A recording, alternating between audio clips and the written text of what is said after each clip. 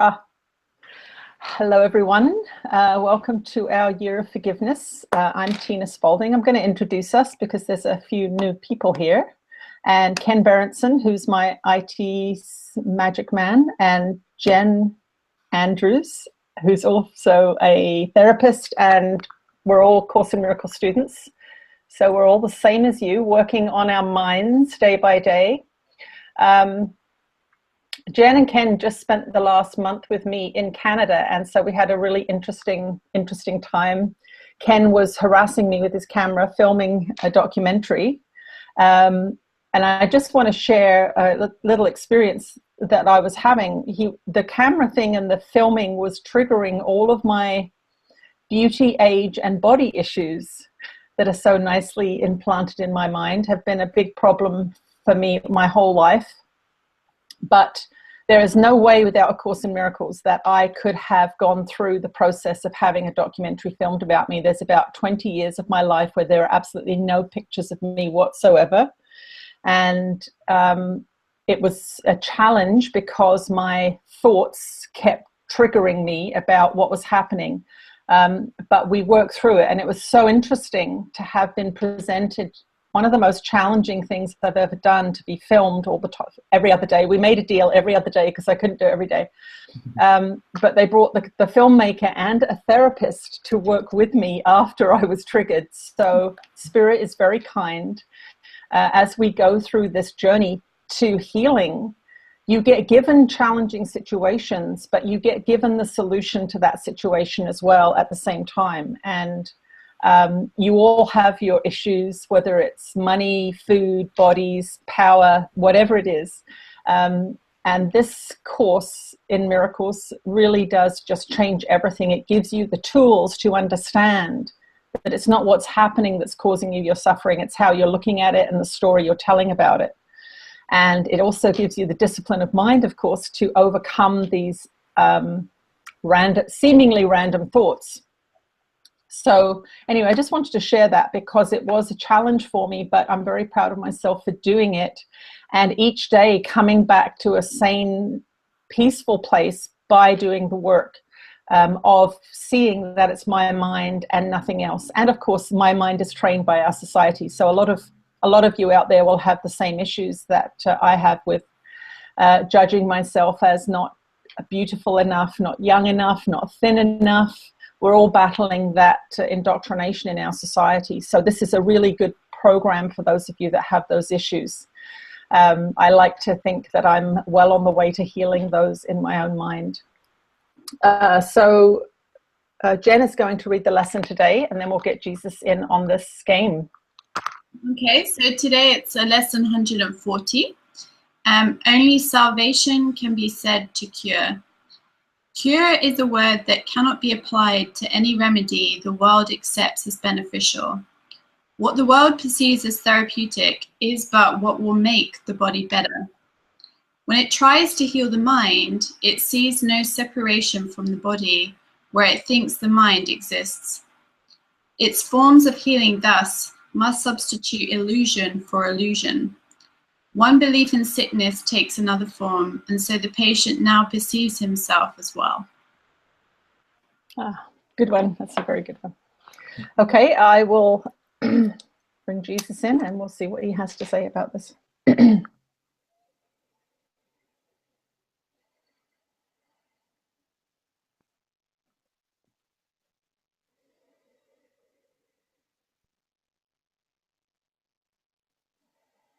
You are here together for a reason. That reason is peace. That reason is healing. That reason is the truth. I am that one that you know as Jesus, and I have taught through many, many iterations of reality, I will say. We are not bound by time and space on this side of the veil. And this is a very important thing for you to understand as your mind tries to wrap itself around what is happening here.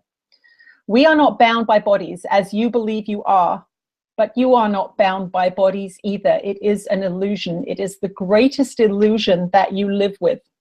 It is the greatest illusion that causes you the most pain.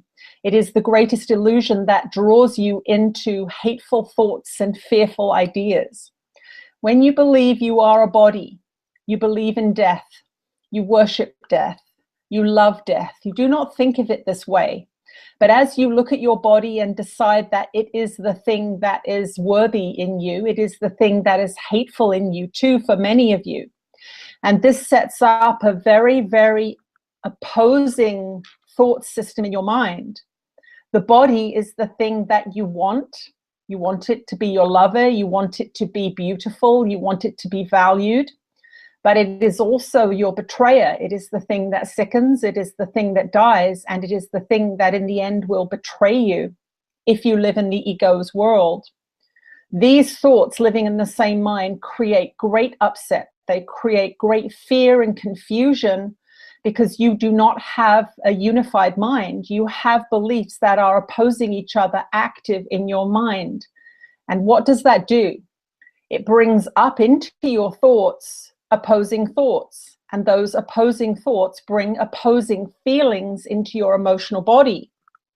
And so you are confused. These are the ups and downs of the ordinary human consciousness. And this is what we are seeking to remedy here. We are seeking to remedy the ups and downs, the hiccups in your day. There are times you wake up and you feel fine, but by 10 o'clock in the morning, you are upset, you are frustrated, you don't want to do what it is you're doing, you're angry, and you do not really know what has happened. Well, your beliefs about the body and reality are playing out their game in your consciousness.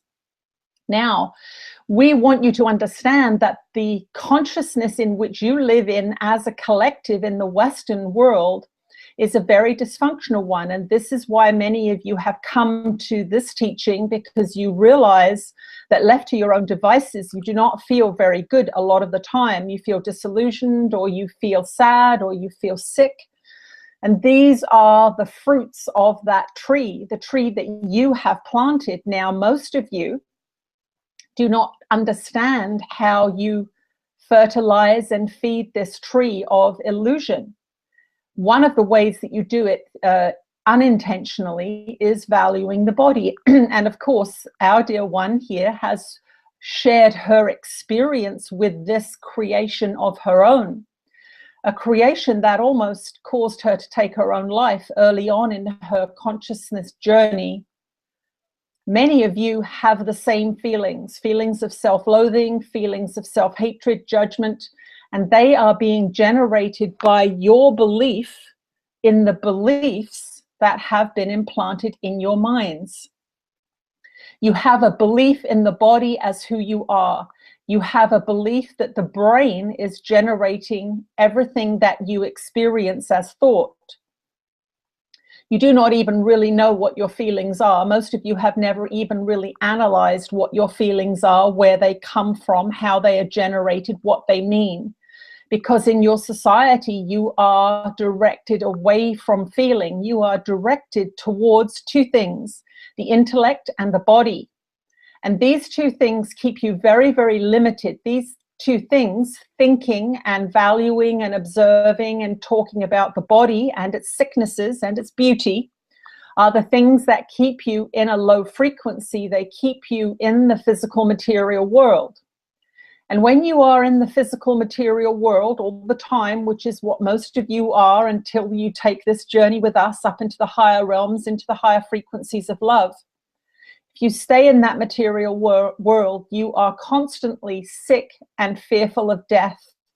You are constantly worried about money and housing and your body and your appearance. These are all aspects of these lower realms.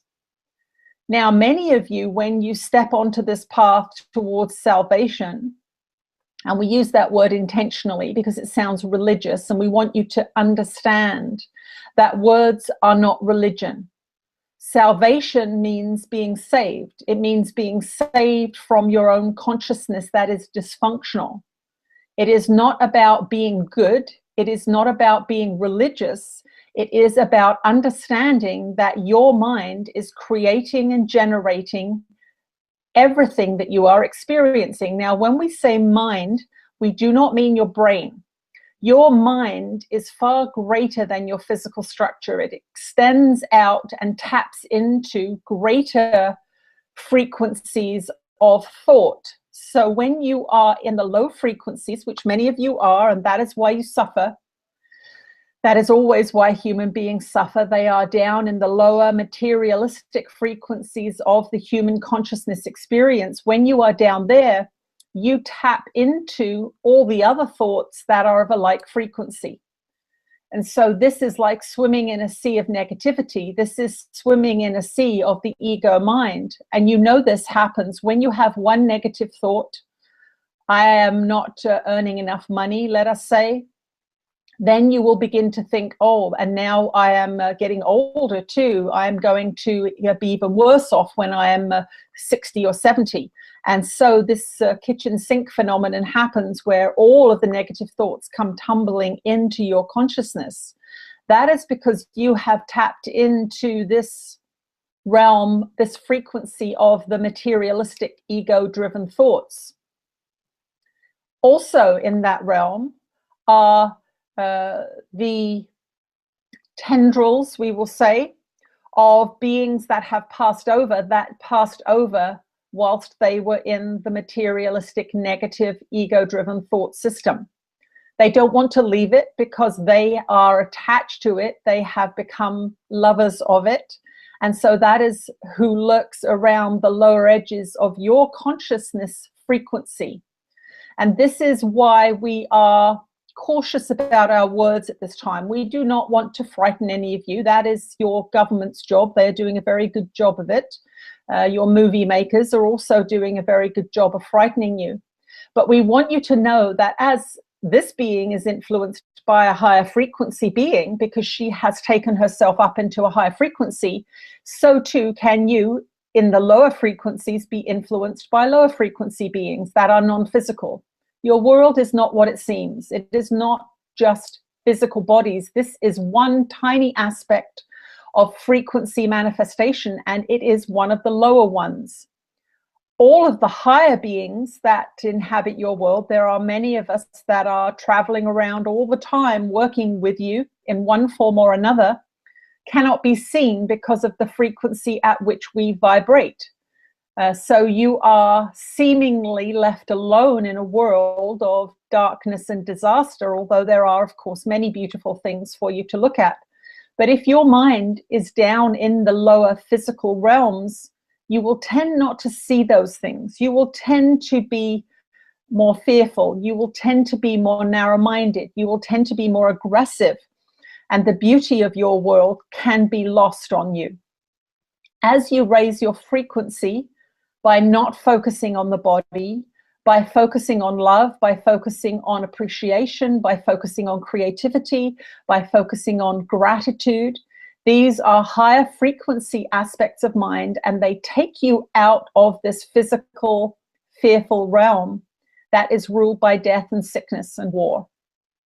And this is where we want to take you. We want to take you on this journey up out of the physical, but it does not mean that you have to become like a monk. And this is where many of you are very, very resistant to salvation because of the way church has dealt with it in the past. We are not speaking about celibacy. We are not speaking about punitive living without any kind of abundance or riches. On the contrary, when you get into these higher realms, you have access to your full creative power. You have the ability to manifest whatever you wish. You are given these abilities. You are created in the likeness of God, which means that you are in alignment with love and you are eternally creative. However, in your society, you have been taught that these things are not true over thousands of years of misteachings. And so you are attached to some of the aspects of your world. You think that you will lose something by following these teachings. You will lose nothing, dear ones. You will lose nothing. You will only lose your fears. You will only lose your sickness. You will only lose your disillusionment. You will step into the higher frequencies of peace and happiness and abundance and health. The most difficult thing for all of you is the journey from the lower to the higher realms, because you have to let things go. You have become attached to things that you think bring you something. So, for example, some of you who are sick are attached to your sicknesses because in your society, you get let off the hook a little bit when you are sick. You don't have to work as hard as everybody else. You might get some kind of payment for a disability, or you might be able to let yourself out of obligations that you do not wish to follow. Some of these benefits are small compared to the benefits of a healthy body-mind that is clearly trained and understands that it can choose whatever it wishes to do or not.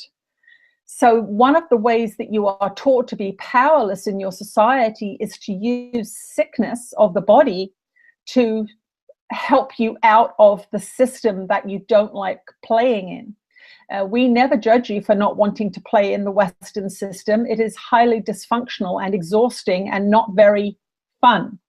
The 40-hour work week in an office out of the natural environment to doing something you don't like is not fun, and we don't blame any of you for not wanting to do it. We encourage you not to do it, but you don't have to be sick not to do it. You can choose health and freedom. And so these are some of the ideas that we want you to think about as you look at your body, as you look at its sicknesses, as you look at its perceived limitations. They are that way because of the low frequency that you hold in your society and the teachings that you have been taught about how things work. It is called A Course in Miracles because you will see miracles happening not only in your physical structure, you will begin to see miracles happening in your relationships and your bank accounts and your peace of mind. You will have miracles arising everywhere, but you must come to understand what you believe in, and you must come to see where it causes you difficulty. And this is your day-by-day work. When you get upset, when you become fearful, when you become angry, when you become depleted, when you become disillusioned, these are the clues that your thinking is out of order, and it is only you. It is only you, dear ones, that can go in there and ask yourself, what did I just say to myself? What am I talking about in my head here? Who gave me these beliefs? Do I believe these things? If I do believe them and they are making me feel sick and sad and unhappy, then they are not true, and I have to ask for help to change my belief about my beliefs, because this is the challenge that all of you face. When you truly believe something, when it has been deeply indoctrinated into your mind from your parents, your schools, your religions, all of these different aspects have all taught you many things that are untrue, but you believe them, and they cause pain and suffering because you believe them. So know that if you feel sad or bad, the thoughts you are entertaining are untrue, and you are out of alignment with your true nature, which is that you are an eternal spiritual being aligned with love and given the most magnificent creative tool in the universe, the human mind, aligned with truth, which is love. We will return again shortly.